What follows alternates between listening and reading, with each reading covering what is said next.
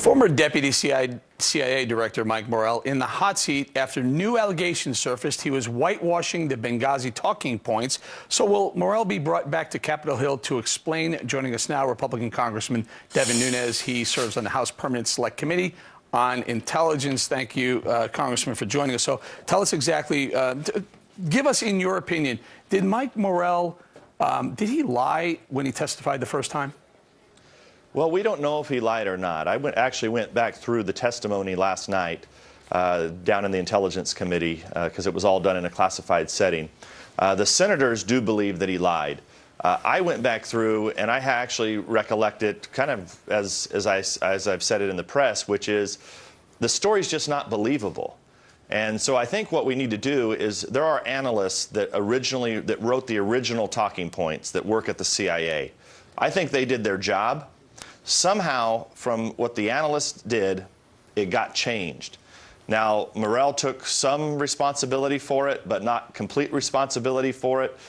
Some of Hillary Clinton's people were involved in the changing of the talking points. Right. The White House there seems to be a clear line that the White House was not involved, but that to me is not believable. Right.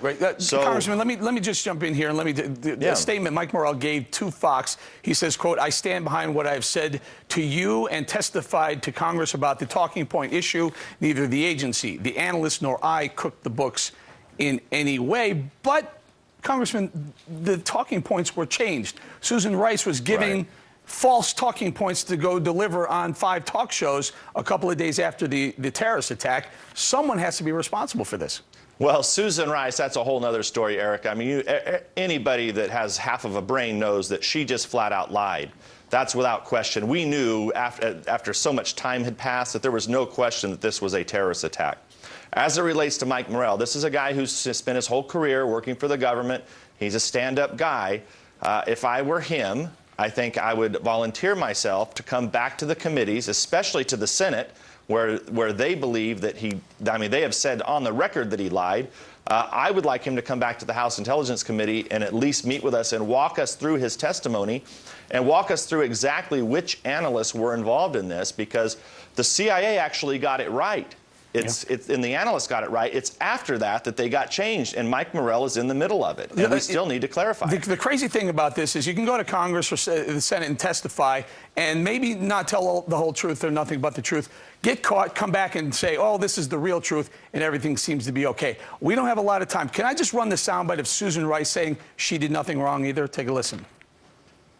Notion that somehow I or anybody else in the administration misled the American people is patently false, and I think that that's been amply demonstrated.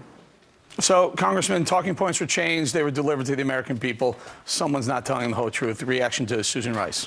Well, I can tell you this. I've met with the Benghazi survivors numerous times, the guys that saved everybody from getting killed.